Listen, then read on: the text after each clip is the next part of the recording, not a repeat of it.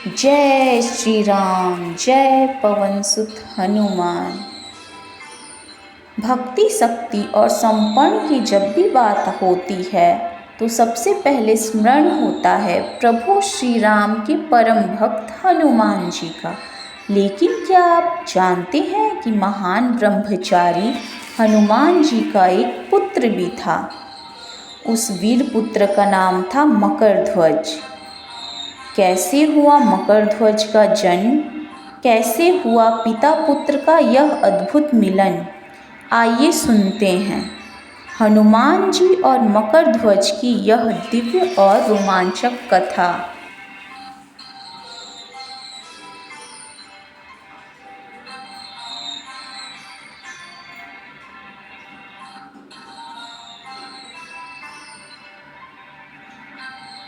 जब प्रभु श्री राम के परम भक्त हनुमान ने स्वर्ण नगरी में प्रवेश किया तो रावण की पूरी नगरी में हाहाकार मच गया।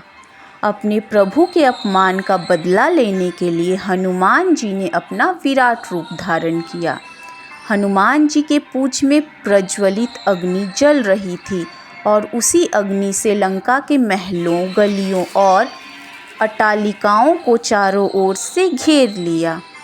कुछ ही क्षणों में स्वर्ण नगरी लंका अग्नि के लपटों में जलने लगी और चारों ओर गूंज उठा हनुमान जी के पराक्रम और भक्ति का अद्भुत दृश्य। स्वर्ण नगरी लंका को अग्नि की लपटों में जलाने के बाद प्रभु श्री राम के परम भक्त हनुमान आकाश में ऊंची उड़ान भरते हुए समुद्र की ओर बढ़े। उनकी पूंछ में अब भी प्रज्वलित अग्नि धधक रही थी। उसी अग्नि को शांत करने के लिए हनुमान जी विशाल आकाश को चीरते हुए सीधे समुद्र में जा कूदे। जैसे ही वे समुद्र में उतरे, लहरों की शीतलता ने उस प्रचंड अग्नि को शांत कर दिया। प्रेम से बोलो पवन सुत हनुमान की जय। जब प्रभु श्री राम के परम भक्त हनुमान समुद्र की गहराइयों में उतरे, उसी क्षण उनके दिव्य शरीर से पसीने की एक छोटी सी बूंद समुद्र के जल में गिर पड़ी। लेकिन वह साधारण बूंद नहीं थी, वह तो हनुमान जी की दिव्य शक्ति से भरी हुई थी। जैसे ही वह बूंद समुद्र के जल में गिरी, पूरा जल आकाश रहस्यमयी चमक से जगमगा उठा और वहीं से शुरू हुई एक अद्भुत और चमत्कारी घटना। समुद्र में विशाल मछली तैर रही थी। अचानक उसकी नज़र उस चमकती हुई दिव्य बूंद पर पड़ी। उस विशाल मछली ने उस चमकती हुई बूंद को निगल लिया। लेकिन वह बूंद कोई साधारण बूंद नहीं थी, उसमें समाई थी परमवीर हनुमान की दिव्य शक्ति। कुछ समय बाद समुद्र किनारे मछुआरे अपने जाल डालकर मछलियां पकड़ रहे थे। तभी उनके जाल में एक बहुत बड़ी और विचित्र मछली फंस गई। जब मछुआरों ने उस मछली को काटकर खोला तो उसके भीतर से एक दिव्य और तेजस्वी बालक प्रकट हुआ। उस बालक के शरीर से अद्भुत प्रकाश फैल रहा था, मानो कोई दिव्य शक्ति उसमें विराजमान हो। उस चमत्कारी बालक का नाम रखा गया मकरध्वज।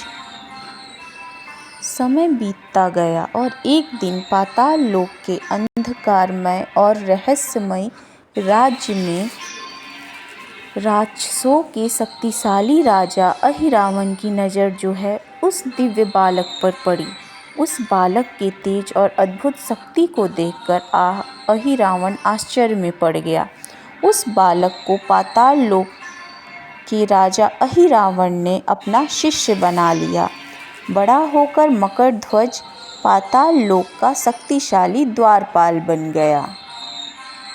एक रात जब युद्ध भूमि में सब कुछ शांत था, तब मायावी राक्षस अहिरावण ने एक भयंकर षड्यंत्र रचा। अपने मायाजाल और छल से पुरुषोत्तम राम और उनके भ्राता लक्ष्मण को अचानक बंदी बना लिया। इसके बाद वह दोनों को अपने रहस्यमय अंधकारमय राज पाताल लोक की ओर ले गया। चारों ओर घना अंधकार था और किसी को भी इस गुप्त अपहरण की खबर नहीं हुई। जब यह समाचार प्रभु श्री राम के परम भक्त हनुमान तक पहुंचा तो उनका हृदय प्रभु की चिंता से व्याकुल हो उठा। एक पल की भी देरी किए बिना पाताल लोक की ओर बढ़ चले, जहां उनका सामना होने वाला था एक अद्भुत रहस्य से। जब प्रभु श्री राम के परम भक्त हनुमान पाताल लोक के द्वार पर पहुँचे, वहाँ एक अत्यंत शक्तिशाली वीर योद्धा पहरा दे रहा था। यह वीर योद्धा और कोई नहीं बल्कि था मकरध्वज।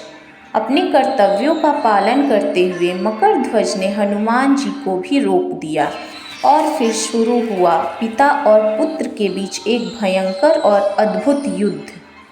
मकरध्वज अपना रूप बदलकर हनुमान जी से युद्ध कर रहा था। युद्ध के बीच अचानक वीर योद्धा ठहर गए। उसने आश्चर्य और भावुकता के सामने महान योद्धा की ओर देखा और विनम्र स्वर में बोला, मेरे पिता का नाम हनुमान है। यह सुनकर हनुमान जी एक क्षण के लिए चकित रह गए।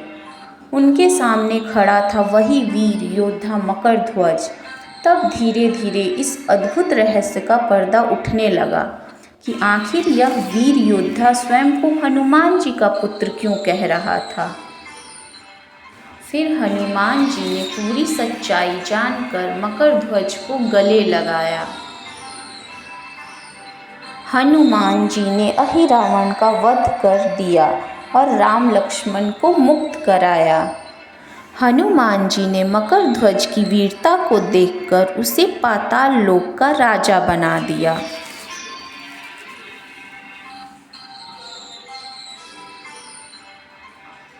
यह अद्भुत कथा हमें एक गहरा संदेश देती है कि सच्चा योद्धा वही होता है जो हर परिस्थिति में अपने धर्म और कर्तव्य का पालन करता है। भक्ति, साहस और निष्ठा ही जीवन की सबसे बड़ी शक्ति है। बोलो पवन सुत हनुमान की जय।